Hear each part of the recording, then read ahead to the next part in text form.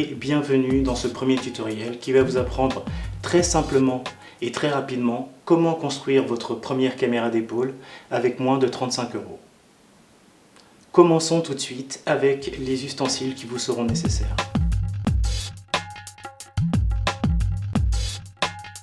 L'essentiel de la caméra d'épaule sera réalisé à partir de tubes et coudes ou T en PVC.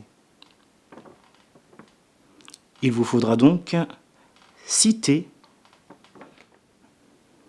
4 coudes à 90 degrés, 2 coudes à 45 degrés. Pour les différentes tailles d'embout, il vous faudra 2 tubes d'1 mètre, une bombe de peinture noir mat de préférence. Alors pour vous expliquer assez simplement, le noir mat produira le moins de reflets possible dans une surface vitrée ou réfléchissante. 4 vis de 50 mm avec boulon, le diamètre importe peu. Une vis avec un embout adaptable sur les appareils photo. Et enfin, un tube de colle spécialement pour le PVC.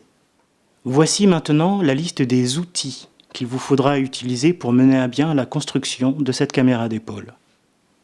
Un étau, une visseuse perceuse, des forêts, une scie à métaux,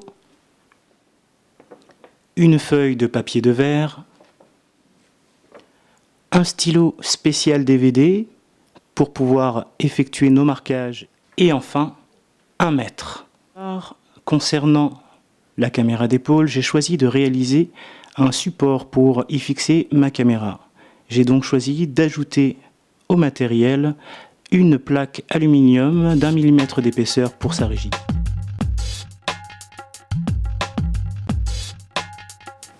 Voici maintenant la liste des différentes longueurs de tubes qu'il va vous falloir pour réaliser notre caméra d'épaule. 8 longueurs de 30 mm, 2 longueurs de 300 mm, 2 longueurs de 140 mm, 2 longueurs de 90 mm, une longueur de 200 mm et enfin une longueur de 50 mm. Couper un tube PVC n'est pas très compliqué.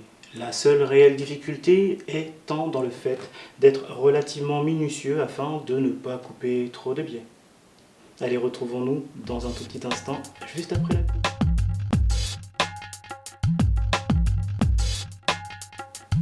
Et voilà, les découpes sont terminées. J'ai ma chute qui se retrouve ici et qui sera très pratique pour la construction d'un glide cam dans un prochain tutoriel. Et j'ai également choisi de noter les différentes dimensions sur les tubes afin de pouvoir les repérer plus facilement. Comme vous pouvez le voir, c'est pas tout à fait droit, mais ça ne posera pas de problème pour l'assemblage. Donc rassurez-vous si vous êtes parti un petit peu de travers. Et par contre, c'est pas très propre et c'est le moment où nous allons utiliser le papier de verre de sorte à pouvoir ébavurer un petit peu tout ça et le rendre un petit peu plus lisse. Allez, une fois que c'est fait, on se retrouve pour l'assemblage. À tout de suite.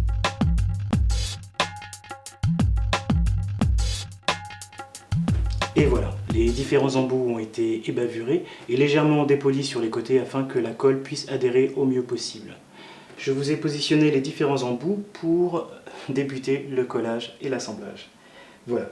Alors, pour vous expliquer très rapidement, nous avons les deux embouts de 140 mm qui vont servir de poignée. Ensuite, deux coudes à 90, une longueur de 20, un T, un petit embout de 30 mm, un autre T.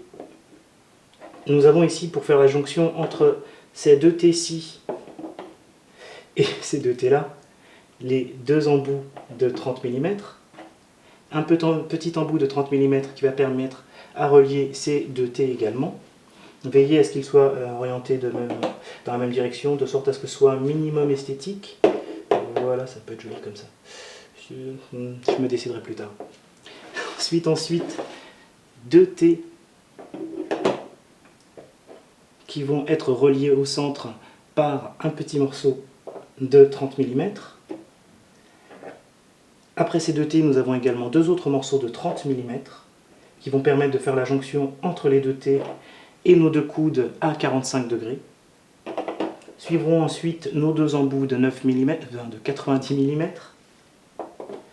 deux coudes à 90 degrés, et enfin notre dernier embout de 30 mm. Voilà, passons à l'assemblage et au collage.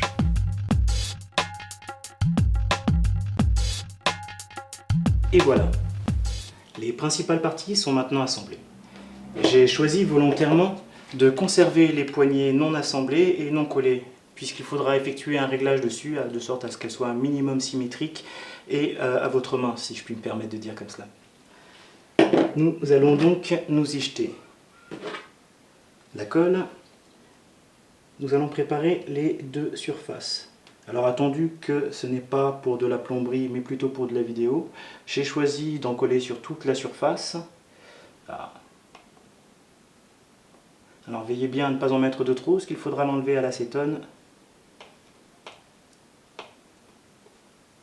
pour obtenir quelque chose de plus lisse avant de le peindre.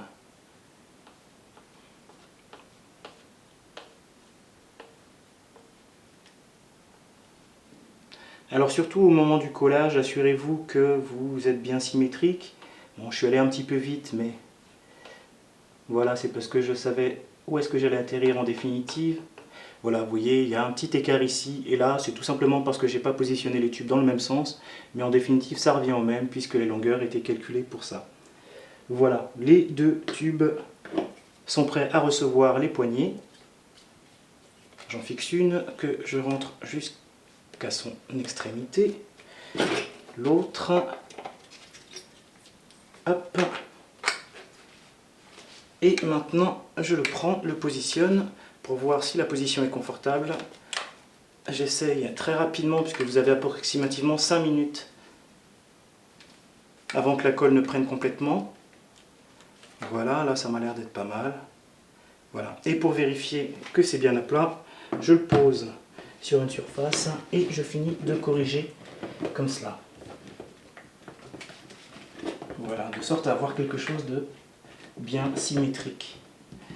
Ça m'a l'air d'être pas mal, enfin du moins ça répond à mes attentes.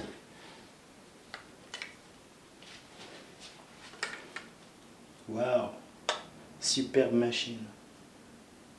Voilà, nous n'avons plus qu'à laisser sécher pendant environ 5 petites minutes.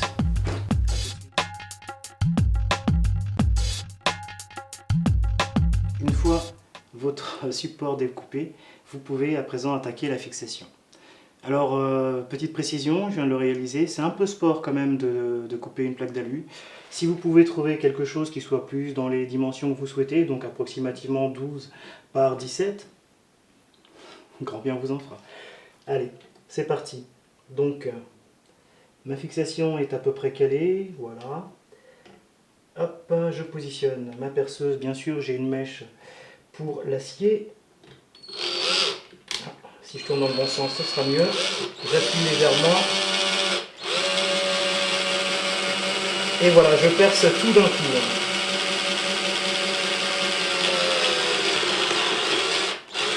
Voilà. Et hop, un deuxième petit trou. Je fixe directement.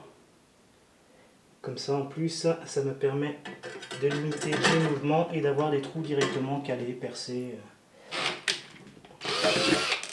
Et voilà, le support est percé. Ne manquera plus que le dernier trou pour accueillir notre vis de fixation de l'appareil photo ou de votre caméra. Pour mon cas, ce sera la caméra qui ira dessus. Hop là. Hop là. Minimum de serrage.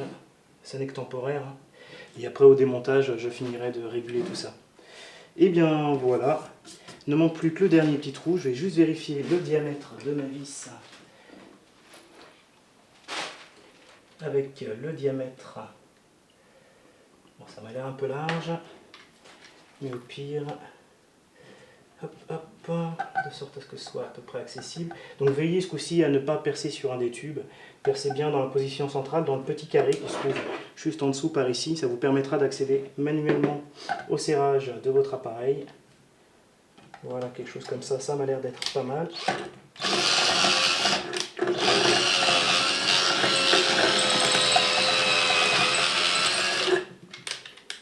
Pas trop. Alors c'est un petit peu long cette phase, mais si c'est bien fait, voilà. Votre vis ne sortira plus et donc justement du coup ça vous fera un matériel qui sera bien installé.